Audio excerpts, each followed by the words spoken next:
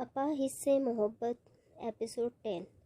आफरीन की मम्मी उसके पैरों की मालिश करने के लिए उसकी सलवार ऊपर करती है तो उसके पैरों में कट के इतने सारे निशान देखकर हैरान रह जाती है। आफरीन की मम्मी उससे कुछ भी नहीं कहती पर अंदर से बहुत डर जाती है। कुछ लोगों को लगता है कि आफरीन के ऊपर कोई साया है इसलिए वो ऐसा करती है, लेकिन आफरीन की मम्मी इन सब बातों पर यकीन नहीं करती और वो समझ जाती है कि आफरीन को दिमागी इलाज की ज़रूरत है, इसलिए वो उसे ट्रीटमेंट के लिए डॉक्टर के पास ले जाने का फ़ैसला करती है। मम्मी अपनी बेटी ऐमन से अकेले में रोते हुए कहती है, आफरीन ने छुप छुप कर अपने हाथों और पैरों को काटा हुआ है। ऐमन भी इस बात से एकदम शॉक हो जाती है। अब मजबूरन वो अपनी मम्मी को आफरीन और इरफान के बारे में सब कुछ बता देती है।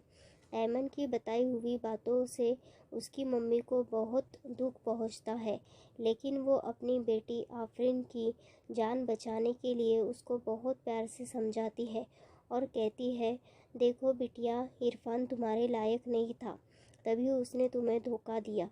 तुम ऐसे इंसान को भूल जाओ जिसने तुम्हारी कदर नहीं की। तुम्हें उससे कई ज़्यादा अच्छा लड़का मिलेगा। आफरीन सिर्फ अपनी मम्मी की बातों को सुनती है, उन्हें फॉलो नहीं करती और अपनी हरकतों से बाज नहीं आती।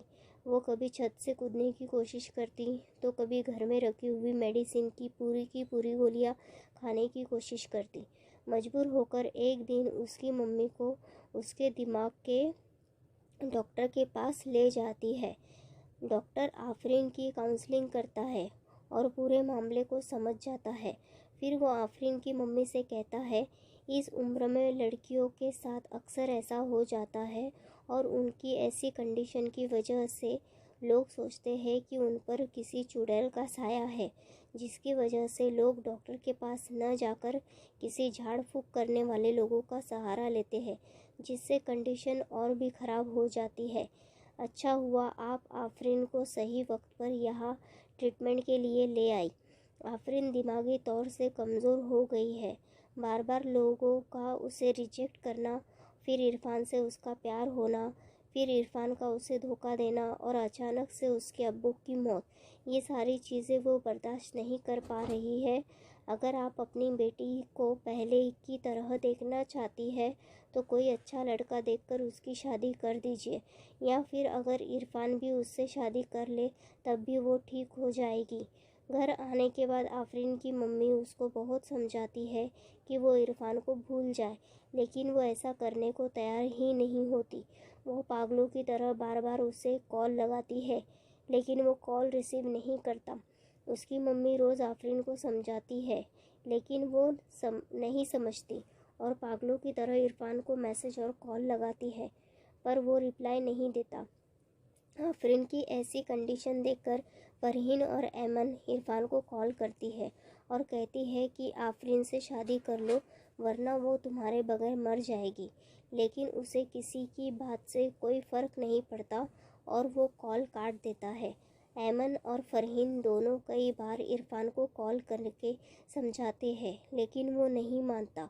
इस पर ऐमन गुस्से से इरफान को खरी खोटी सुनाती है, तुम न मेरी बहन के लायक हो ही नहीं, पता नहीं कैसे तरस खाकर उसने तुम्हें पसंद कर लिया, लेकिन तुम ये न समझना कि तुम उसे धोखा दे दोगे तो उसे कोई मिलेगा नहीं।